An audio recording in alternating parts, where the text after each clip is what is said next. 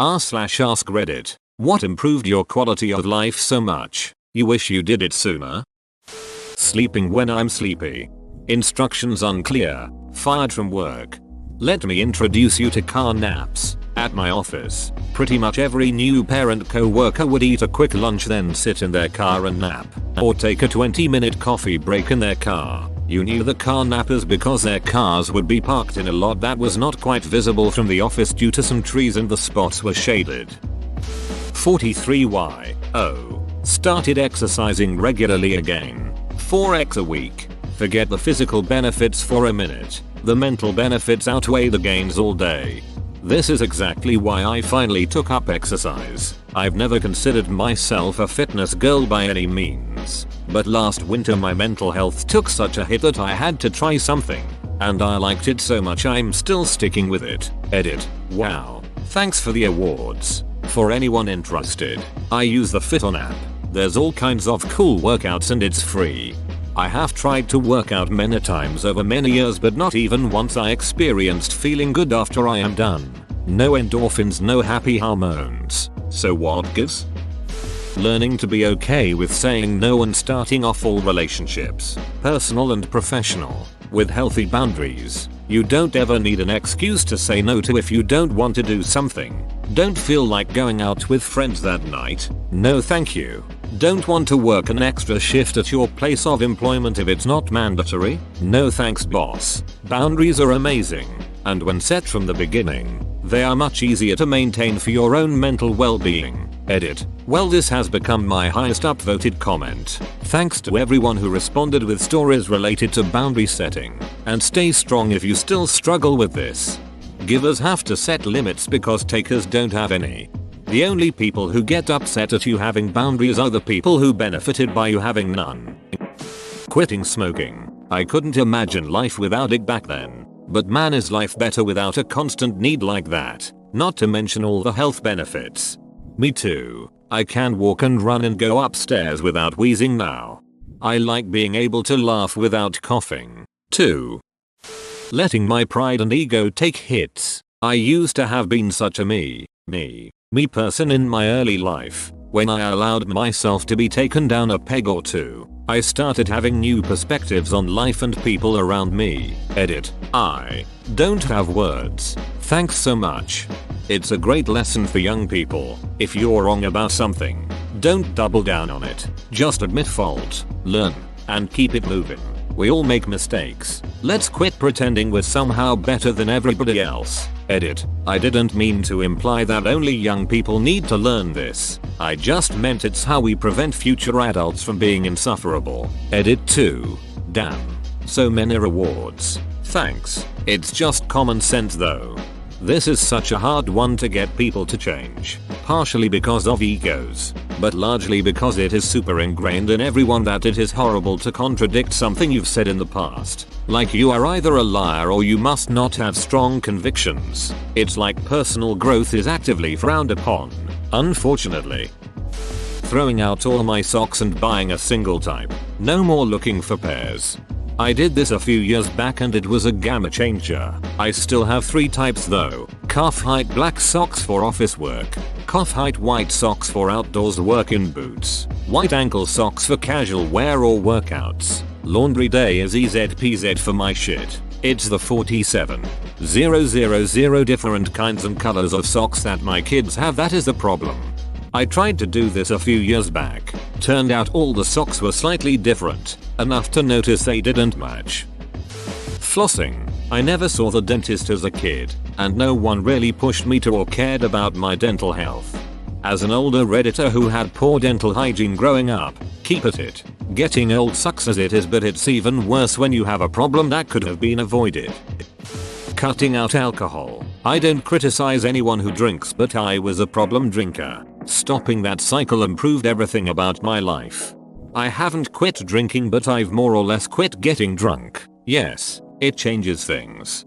I'm the same way. I still drink occasionally but usually limit myself to 2 drinks. I realize that basically 99% of my most embarrassing instances and moments of bad judgment were when I was drunk.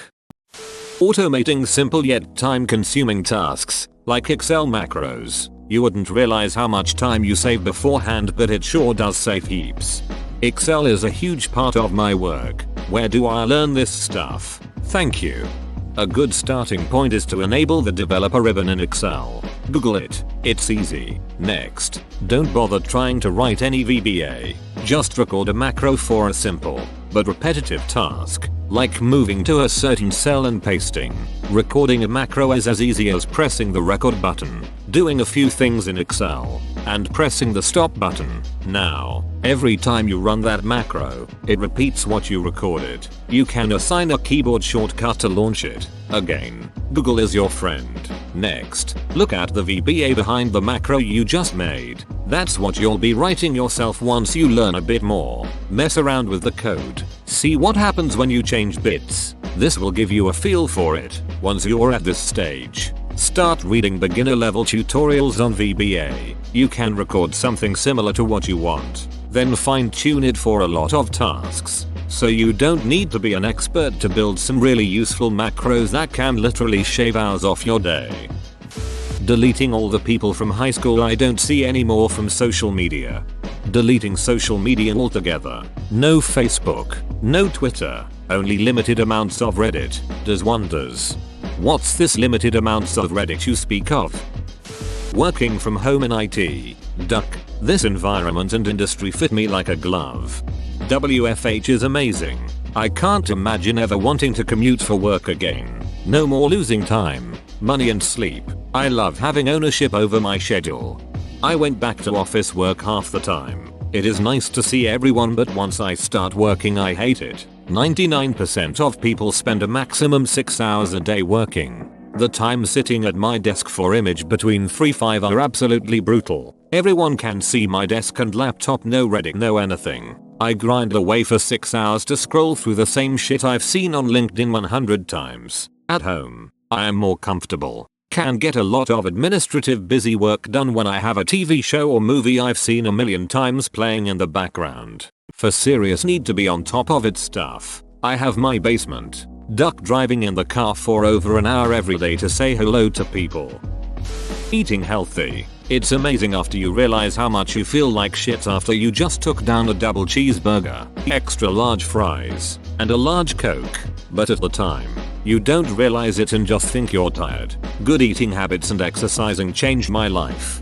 This, but also greasy, salty food tastes amazing when you don't eat it as much. I eat fast food pizza burgers maybe once a month, and man does that taste way better now. Even then, I won't eat that shit every day. It would make me sick. Yes, after diagnosed with diabetes 5 months ago, it was a slap on the face. I also grew up with tons of relatives and a mom who had it, but never learned to rein in their diet. I decided to eat as many greens as humanly possible. Fiber, fiber, fiber. At some point my migraines left. At some point my midday sleepiness went away. At some point my pockmarks and acne spots went away. And then finally the excess 30 pounds that I've been trying to kick melted away. I don't have the itis after meals. I feel so comfortable going for an impromptu walk, hike, lugging in large packages, grocery hauls. It's wild. I never realized I was probably eating only 2 cups of veggies a day. Edit. Oh yeah. All that happened with the only goal being lowering my A1C to non-diabetic. Achieved that in 3 months. Hiking in the mountains. Nothing makes me feel more at peace and excited at the same time. Drinking more water. Edit. Thank you everyone for the awards and upvotes. When I got my first real job, I still had no money. The options for something to drink at work were either paying for a soda or water, which was free. One day of drinking water all day, no coffee, no soda, just water, and I had this holy shit, I've just been thirsty for the past 25 years moment, and I never looked back. Water or beer, that's it. Same. If you ever see me drinking anything that isn't water, it has alcohol in it. Cutting out toxic friends. After years of knowing someone, it can be hard to see that they are no longer the person they were when the relationship started. My childhood best friend grew into a manipulative, selfish prick. For years I hung out with him almost every day after work and always felt miserable afterwards. Everyone around me questioned why I still spent time with him. I always made excuses that seem ridiculous in hindsight. I should have cut ties 10 years ago. Seeing a therapist. My dad died when I was 16 and I never saw or really talked to anyone about it till I was in my 30s. So many years wasted being angry and sad. How did you go about finding a therapist who matched you? Start by researching the types of therapy. There are many different therapy methods and matching the one for your goals is the first step. Then research the therapist in your area that fit that therapy type and find someone with experience working with your specific background and goals. Then meet with as many as you need to feel comfortable. There is nothing wrong with interviewing multiple therapists to find the right one. For me, I landed on EMDR and CBT as the type and found a therapist that had some background and experience with the religion I was raised in. You can PM if you have more questions. Edit. This blew up a bit and I went to yoga, and my kids get dropped off in a few minutes. I'll respond to the chat requests and response later tonight once I get my kids to bed. I was very shy and self-conscious, but at some point I started just living how I wanted. I already wasn't popular, so what was I risking? Girls still wouldn't be interested. I guess I just started doing things I'd been afraid to do before, including being more outgoing. I know this sounds like generic advice, but it really worked for me. Every time your brain says no, that wouldn't work out, or no, what would people think, or any other version of no, don't try. It's a perfect opportunity to do something you feel drawn to. Dye your hair pink. Try painting even though you know you'll suck at it. Fart and then say it was me. Okay, maybe not the last one. How do you shut out that self-conscious voice that thinks it knows the outcome of every situation? There's always something telling me why I shouldn't or can't do something I'm scared of. For me, it took acknowledging my own adulthood and really, truly gripping the fact that even if I duck up, once I decide I'm going to do it, I'll do it and deal with the consequences. I work in R&D, and I still have to remind myself that for every one project that goes right, there are going to be 99 that flop and just don't go the way I want. But if I don't do those other 99 and learn from them, I'll never get that magical happy feeling when it hits the bullseye. Being scared is fine. Being so scared that it prevents you from living requires a lot of willpower to overcome. Independent blankets for my wife and I in bed. Incredible how much better you sleep when there's no waking up with blankets pulled half off or using one that's too heavy or too light. I'd highly recommend for anyone that sleeps with a significant other. Edit. Holy cow, this blew up. Thanks for the awards. We are setting up 2 twin beds head to head. He has nerve damage and twitches in the night. We also are opposites on the hot and cold scale. I think this will let us hold hands and talk but have our own micro environment. If you make them bunk though, you'll have so much more room for activities. Edit. Most awarded for a stepbrother's quote. I was just here to duck shit up. RIP inbox. Thank you all for the awards. Buying a good knife for cooking. I just got a whetstone and it's a game changer. Tomato season is glorious now. Losing 200 pounds. Edit. LOL. You guys had fun with this. To answer everyone's question, I meant weight. Former 397 pound fat chic here. Never even seen a British pound. Lost the 200 on my own through diet and exercise. Then about 24 pounds of excess skin had to be removed surgically. Someone give this man his 200 pounds back. Thank you for making me almost choke on my food. Permanently placed my phone on do not disturb. Allow calls from contacts. This one change saved me from constant disruptive unwanted calls. Life is good on no ring lane. I did something similar. I turned off push notifications for pretty much every app. I did this too. Turned off all notifications for all apps. I only see messages, updates, whatever, if I intentionally go to that app to look for them. Absolute life changer. Took away stress I didn't even know I had. Buying a wardrobe of good quality, properly fitting clothing that I actually like. Agonizing over what to wear every morning because this doesn't fit properly. This one has a stain. I just wore that yesterday. I don't like how this sits on my body, would start my day off very badly. Edit. Thank you so much for the awards. I really appreciate it. For me the big thing was realizing that the size I buy doesn't matter, it's how it fits. I have some tops that are a size S. I have some tops that are an XL. Who the hell cares what size is on the label? Don't stick to one size because that's your size. If you like something, try on different sizes and find out which suits you best. Accepting at 28 that I was a very emotional guy and letting myself cry whenever I needed to. I swear I cried constantly for about a year straight, as if catching up on all the feelings I repressed my whole life. However, it tapered off about a year ago and it kinda sucks. It's as if I literally grew thicker skin through truly allowing myself to feel the painful things I felt, and it's become increasingly difficult to cry like I used to. It felt really good to just let everything out. Duck yeah brother. I was 28 when I realized that shit myself. I also realized I'm a romantic mother ducker. There's good things to being more sensitive. Sensitivity is a superpower you can utilize to positively impact yourself and others if you let yourself explore it and learn how to regulate it in a healthy manner. Exercise. God damn it, there it is. I never wanted to be here, but it always is. I know it keeps you healthy, but God, at what cost? Learning to get over myself. Nobody cares what I do. Nobody is looking at me. And why should I care if they are? Nobody outside my circle has enough context to make accurate judgments about how I live. So why am I trying so hard to justify my decisions? As soon as I adopted that mindset, being alive got significantly less shitty. I do my best to be a decent person and to take care of myself. And the only opinions I care about are mine, my partner's, and my therapist's. I stopped caring not everyone is gonna like you. All you need to do is like yourself.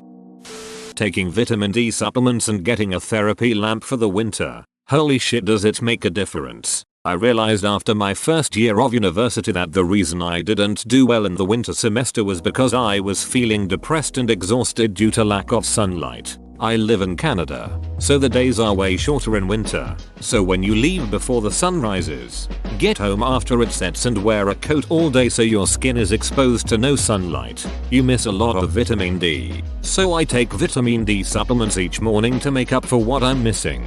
And I use a therapy lamp to simulate sunlight in the morning. You feel way more energized and awake during the day. I would highly recommend it to anyone who feels exhausted in winter. Open bracket. P.S. If you're interested in a therapy lamp, look up SAD lamp or seasonal affective disorder lamp. Edit. Wow. Thanks for the award. Edit 2. Awards. I take a bunch of vitamins, but all could be bullshit except vitamin D. It's the only one I notice if I don't take it. Good stuff and cheap. B12 is good too. I don't take it every day, but sometimes when I know it's going to be a long day. I used to work a night job and everyone working there would take one at the start of shift if we knew it was going to be a long shift. Bought a cart that carries my groceries from the car to my apartment. No more trying to carry 5 bags in each hand. I read this as if the cart is automated and takes them by itself. But I don't think it's what you meant. If it is, then where do I buy one? Boston Dynamics type of cart. Getting your teeth fixed. Edit. Thanks for the awards, kind strangers. I'm ready to get my teeth fixed for good and spend all my savings doing it. But my father is holding me up trying to find a cheaper alternative. He doesn't understand how much of an impact it has on my self-esteem. I'm almost going behind his back and just doing it. Edit. OMG, I wasn't expecting so much support. Thank you guys so much for all the advice. I'm not from the US. I'm currently living in Portugal, but I'm actually Brazilian. I'll analyze the better option. Travel to Brazil and get it done. Much cheaper and equal or even better quality, or just doing it here for convenience. If you find a cheaper alternative, make sure they got good recommendations from clients with similar conditions to yours. Otherwise you might regret the bucks you save or even spend more down the line. You young kids will think this crazy, but I am glad to have gotten older. All those things that worried me when I was in my 20s just don't matter anymore. I'm 67 now and much happier. Totally agree. 53-year woman here, a hottie in my youth. The relief and freedom with not feeling like my worth is dependent on my looks is palpable. I stopped dyeing my hair during quarantine and now I have this wild silver streak in the front that I love. I think I'm going to grow it long again and fully rock the witch vibe. Why? Cause I'm old enough to no longer give a shit about other people's judgment. Also a lot of more substantial lessons about life and living and death. Edit. Thank you, kind strangers, for all the awards. That was really super sweet and made me smile. Hope you're all having wonderful days. Roomba. OMG, not having to sweep dog cat hair daily is such a blessing. Edit. Lots of replies. It's 4:30 AM. I'm on my phone instead of PC. Thanks for the awards. To answer the more obvious questions, it's an iRobot Roomba 694. It has not sucked up dog poop but it cleaned up cat vomit, only leaving a little on the floor. Like a mop or spray and rag would need to be used anyway. The dirt tray has a microfilter and a collection area. You push one button and it comes out and you dump it in the trash. It does get under my dining room table because it just barely fits through the chair legs. It does get stuck in my cabinet but I have it running when I'm usually home for lunch and can save it. It works on hard surfaces and carpets. Mine does not map the room that I'm aware of. It does not have a forward sensor at all. Just bumps into things and senses that way. That's all. Real talk. I don't know a single damned person with pets who has one. And I need an objective opinion. Does that shit really pick up all the cat hair? I've got 4 fuzzy beasts at home and I really do want a little vacuum 2D2. But I could not convince myself to drop the cash on one only for it to struggle to keep up. How frequently do you have to maintain it? Maintain? You mean empty the tray? Because of the amount of hair. I try to do it every run. The first time you run it you'll have to clean it out 3-4 times as it runs. My cat and dog shed like crazy and yes, it picks it up very well. It also pushes the cat's toys under the couch though, LMAO. Yoga. I'm an old guy and discovered it at age 56 in 2005. By now I'm still not terribly proficient, but yoga has kept me limber. More importantly, it has been amazing for improving my peace of mind. Whenever somebody asks why I practice yoga, I reply, for peace of mind. An Indian friend of mine runs a restaurant, an incredibly stressful job. It was eating him alive until he started doing yoga, thinking he'd gotten some yoga master from back home to teach him. I asked him how he learned. YouTube. It's great. You can find everything there. And hey, he's like a different guy now. Moving out of my parents' house. Welp. 24 and still live at home. Hey, unless living with your parents it's a toxic environment. There's no rush. Living alone is expensive and the world hasn't really been stable lately. Breathing exercises. Focusing on really deep exhales. After about 10 minutes my whole outlook for the day changes. I went back to find this comment. I read this and thought I'd try it. I didn't think I'd even make it 10 minutes. A half hour later I felt almost high off oxygen. I'm writing to let you know that I feel much calmer now. Thanks for the breath of fresh air. It's actually amazing how much more energy and satiation I get from homemade unsweetened oatmeal versus the stuff from the packet. Agreed. Once I learned that breakfast can be healthy it changed my life. Also, once you make steel cut oats you'll never go back to rolled oats. Committing myself to a mental hospital and subsequent treatment. Been going through some shit myself lately. Looked at that as an option or therapy or something. But holy shit, any type of treatment is expensive. Like life-ruiningly expensive for someone like myself that isn't wealthy and doesn't have insurance. LASIK. Best $4,000 I ever spent on myself. It's getting a lot cheaper now too. Where I am it's about £1,500 per eye. Conveniently I only have one. And I'm planning on getting LASIK in the next few years. Sobered up 2 years. Stop working more than 40 hours a week. Yes, this. Not everyone is so conscientious as to enjoy dedicating their life to their job. And that's okay. Also business owners too often don't understand why their employees aren't as dedicated to them. Well, it's because it's their business, not ours. The company doing better often has no benefit for the employees. In the good old days you'd get a large bonus based on your performance and company performance and have a clear path for advancement. A job is not always a career. Don't treat it like one. Working remotely, spending money on gas, parking, clothes, etc. Just not worth it for most of my pre-remote working life. Whoa, you made it to the end? You're a ducking beast. I'll cut you a deal. Smash like and subscribe for more curated content, bruh. It's free and that's a great price.